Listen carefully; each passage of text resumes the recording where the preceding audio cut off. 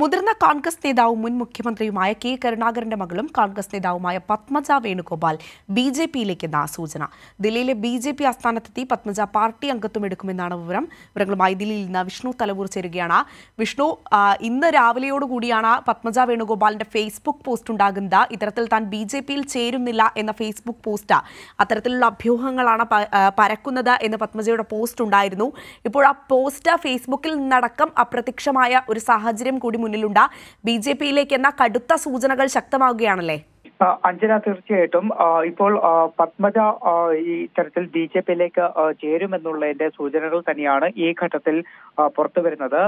കരുണാകരന്റെ മകളും കോൺഗ്രസ് നേതാവുമായ പത്മജ വേണുഗോപാൽ ബിജെപി ദേശീയ ആസ്ഥാനത്തെത്തി പാർട്ടി അംഗത്വം എടുക്കുമെന്നാണ് നിലവിൽ പുറത്തുവരുന്ന ചില സൂചനകൾ. KPCC ജനറൽ സെക്രട്ടറി ആയിട്ടുള്ള പത്മജ കെ മുരളീധരൻ MP-യുടെ സഹോദരി കൂടിയാണ്. അതോടൊപ്പം തന്നെ കോൺഗ്രസിൽ നിരന്തരം അവഗണിക്കപ്പെടുന്നതാണ് പാർട്ടി വിടാൻ കാരണമെന്നാണ് നിലവിൽ നമുക്ക് അറിയാൻ സാധിക്കുന്നത്. ലോക്സഭാ തെരഞ്ഞെടുപ്പിൽ സ്ഥാനാർത്ഥിയാക്കുന്നതിൽ നിലവിൽ BJP തീരുമാനമെടുത്തിട്ടില്ല എന്നും നമുക്ക് അറിയാൻ സാധിക്കുന്നുണ്ട്. നിയമസഭാ തെരഞ്ഞെടുപ്പിൽ തൃശൂരിൽ കോൺഗ്രസ് സ്ഥാനാർത്ഥിയായി പത്മജ നേരത്തെ മത്സരിച്ചിട്ടുണ്ട്.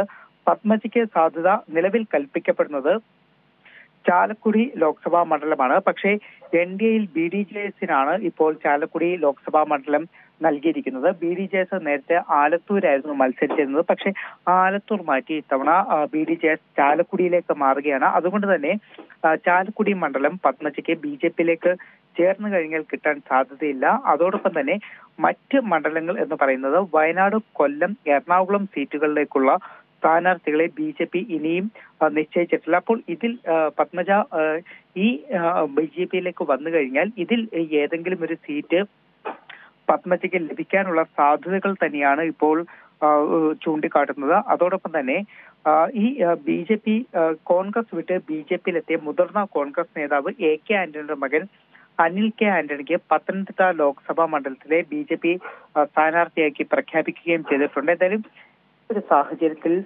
പത്മജ ഇത്തരത്തിൽ BJPയിലേക്ക് എത്തുമെന്നുള്ള ചില സൂചനകൾ തുടക്കം മുതൽ തന്നെ വന്നിരുന്നു. പക്ഷേ ഇന്ന് പത്മജ തന്നെ തന്റെ ഫേസ്ബുക്ക് പോസ്റ്റിലൂടെ BJPയിലേക്ക് പോകില്ല, അത്തരം വാർത്തകൾ അടിസ്ഥാനരഹിതമാണ് എന്നൊരു ഫേസ്ബുക്ക് പോസ്റ്റ് ഇട്ടിരുന്നു. പക്ഷേ അല്പസമയം മുന്നേ ആ ഒരു ഫേസ്ബുക്ക് പോസ്റ്റ് പത്മജ പിൻവലിക്കുകയും ചെയ്തു. ഇതിന് പിന്നാലെയാണ് JP നദ്ദ ഉൾപ്പെടെയുള്ളവരുമായിട്ട് പത്മജ ഇത്തരത്തിൽ കൂടിക്കാഴ്ച നടത്തി എന്നുള്ള ചില റിപ്പോർട്ടുകൾ പുറത്തു വന്നിരിക്കുന്നത്. എന്തായാലും നിലവിൽ വരുന്ന സൂചന അനുസരിച്ചുകൊണ്ട് പത്മജ അടുത്ത ദിവസം തന്നെ BJP ആസ്ഥാനത്തെത്തി അംഗത്വം സ്വീകരിക്കുമെന്നതാണ് അറിയാൻ സാധിക്കുന്നത്. അഞ്ജന.